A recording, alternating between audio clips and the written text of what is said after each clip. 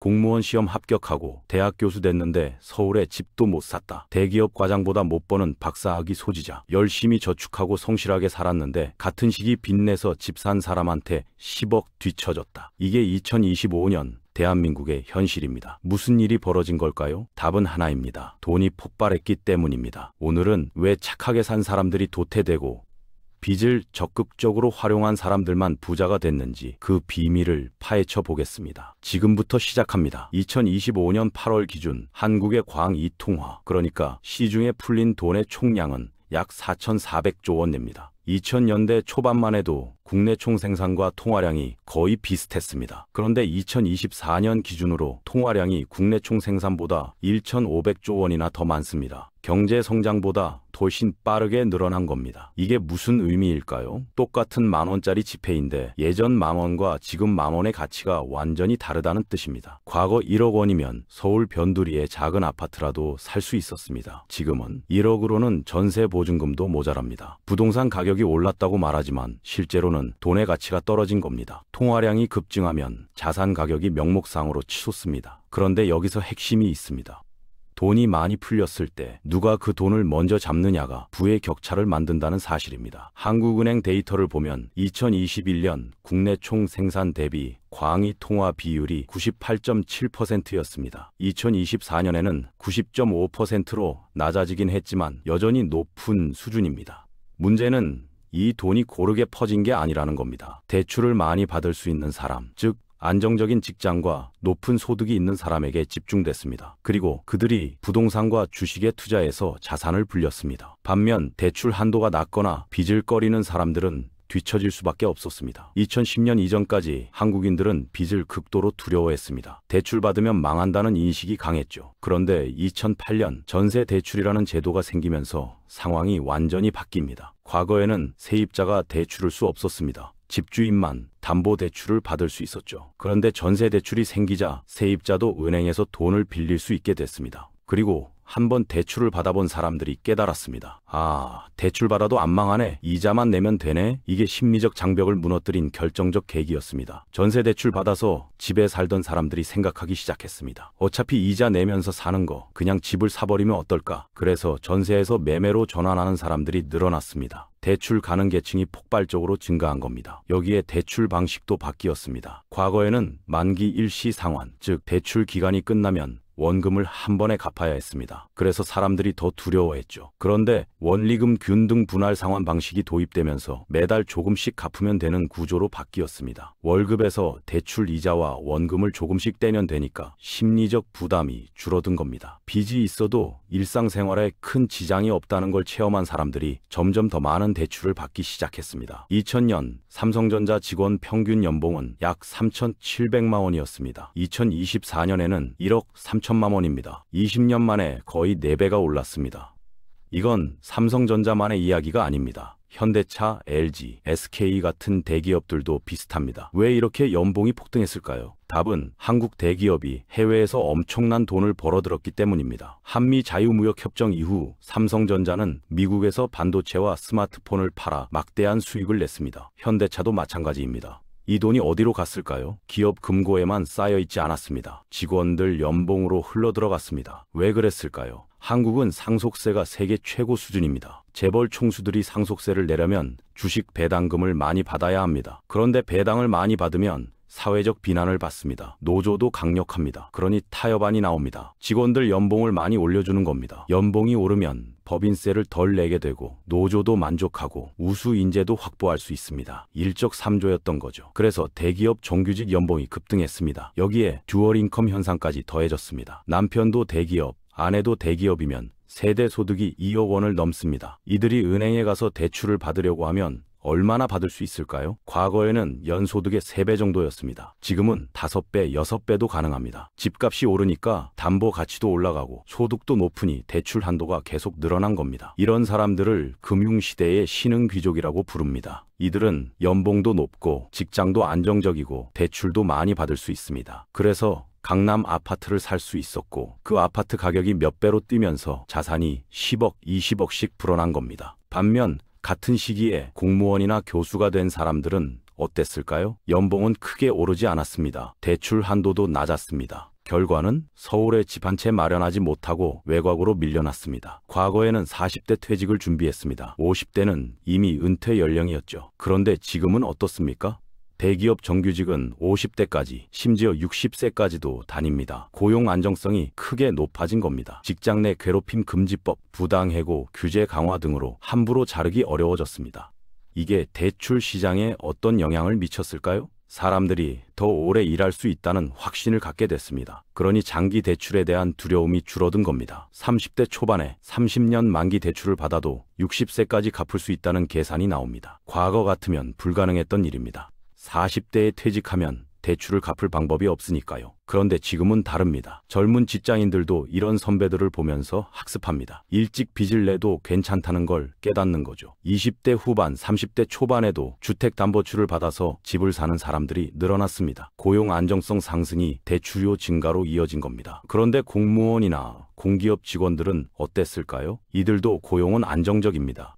그런데 문제가 있습니다. 연봉 상승률이 대기업보다 훨씬 낮습니다. 대출은 받을 수 있는데 집값 상승 속도를 따라가지 못하는 겁니다. 안정적이지만 가난한 직업이 되어버린 거죠. 과거에는 공무원이 선망의 직업이었습니다. 적게 벌어도 평생 일할 수 있으니까요. 그런데 지금은 적게 벌면서 평생 일해봤자 자산을 못 모읍니다. 집값은 연봉 상승 속도보다 훨씬 빠르게 올랐으니까요. 서울대 나와서 박사 학위 받고 대학 교수 됐습니다. 그런데 40대가 돼도 서울에 집이 없습니다. 행정고시 합격해서 고위 공무원 됐습니다. 그런데 강남은커녕 서울 외곽에도 집을 못 샀습니다. 이런 사례가 2025년 현재 수없이 많습니다. 왜 이런 일이 벌어졌을까요? 이들은 착하게 살았기 때문입니다. 빚을 싫어했고 투기를 경계했고 성실하게 저축했습니다. 그런데 그게 독이 됐습니다. 돈이 폭발하는 시대에는 돈의 흐름에 민감한 사람이 이깁니다. 빚을 적극적으로 활용한 사람, 자산 가격 상승을 먼저 눈치챈 사람이 부자가 됩니다. 모범생들은 도덕적으로 살았습니다. 투기하지 말고 빚내지 말고 성실하게 일하면 인다곤 된다고 배웠습니다. 그래서 그렇게 살았습니다. 그런데 결과는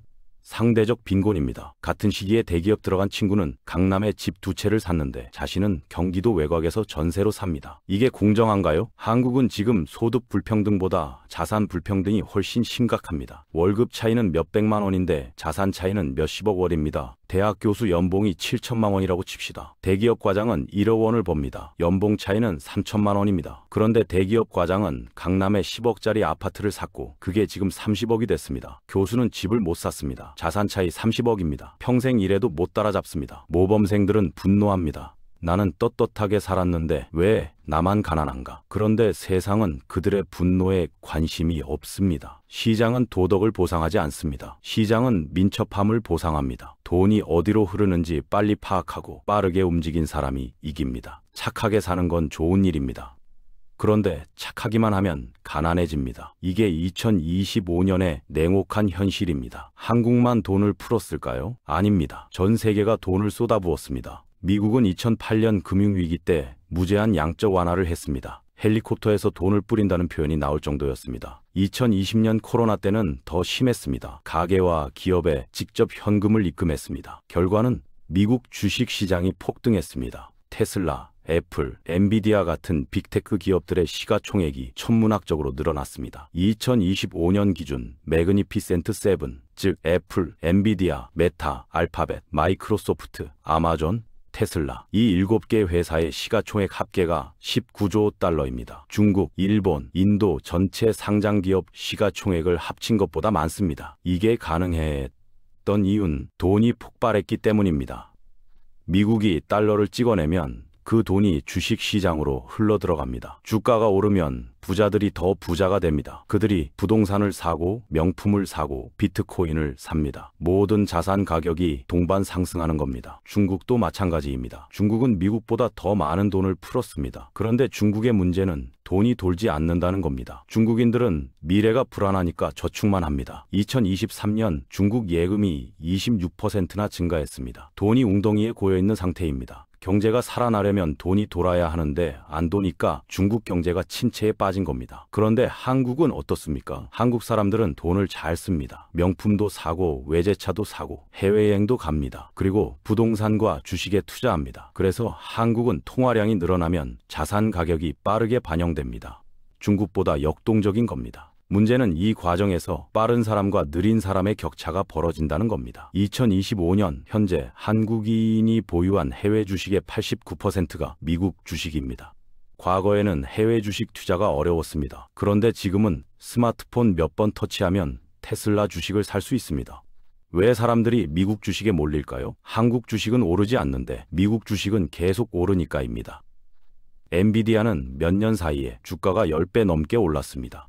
테슬라도 마찬가지입니다. 문제는 이게 일시적 현상이 아니라는 겁니다. 앞으로도 미국 주식은 강할 겁니다. 왜냐하면 전 세계 돈이 미국으로 몰리고 있기 때문입니다. 인공지능, 빅테크, 반도체, 이 모든 산업의 중심이 미국입니다. 돈이 기회가 있는 곳으로 몰립니다. 그래서 미국 주식시장이 계속 커지는 겁니다. 한국인들도 이걸 알고 있습니다. 그래서 미국 주식 투자가 늘어나는 거죠. 여기서 중요한 교훈이 있습니다. 일본은 30년 동안 경제가 침체됐다고 합니다. 잃어버린 30년이라고 하죠. 그런데 일본은 해외 자산을 엄청나게 많이 갖고 있습니다. 1980년대에 하와이와 로스앤젤레스 부동산을 사들였고 미국 국채도 대량 보유하고 있습니다.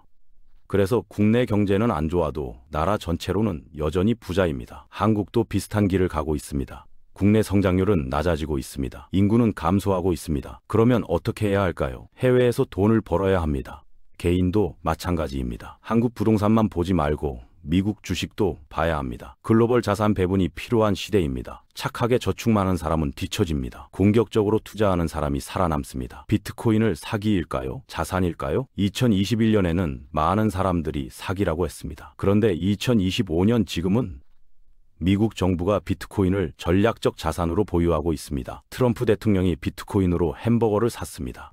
엘살바도르는 비트코인을 법정 통화로 인정했고 지금은 큰 수익을 냈습니다. 이게 무엇을 의미할까요? 비트코인이 더 이상 환상이 아니라는 겁니다. 비트코인은 디지털 금입니다. 금이 귀한 이유는 희소하기 때문입니다. 비트코인도 마찬가지입니다. 발행량이 제한되어 있습니다. 중앙은행이 마음대로 찍어낼 수 없습니다. 그래서 인플레이션 해지 수단으로 주목받고 있습니다. 돈이 계속 풀리는 시대에 가치가 떨어지지 않는 자산이 필요합니다. 그게 금이고 부동산이고 비트코인입니다. 스테이블 코인은 또 다른 얘기입니다. 스테이블 코인은 달러에 연동된 암호화폐입니다. 미국은 스테이블 코인을 전략적으로 활용하려고 합니다. 중국이 미국 국채를 팔아치우고 있습니다. 중국은 미국과 전쟁 가능성을 대비해서 달러 자산을 줄이고 있습니다. 그러면 미국 국채를 누가 사줄까요? 스테이블 코인입니다. 스테이블 코인은 달러를 담보로 발행되니까 미국 입장에서는 국채 수요를 유지하는 수단이 됩니다. 이게 무슨 의미냐면 앞으로 통화량이 더 늘어날 가능성이 크다는 겁니다. 스테이블 코인이 확산되면 달러 수요가 늘어나고 그만큼 시중에 돈이 더 많이 풀립니다. 돈이 많이 풀리면 자산 가격이 오릅니다. 이 흐름을 이해하고 대응하는 사람이 살아남습니다. 비트코인을 사기라고 무시하는 사람은 기회를 놓칩니다. 2025년 한국은 자본주의 사회에서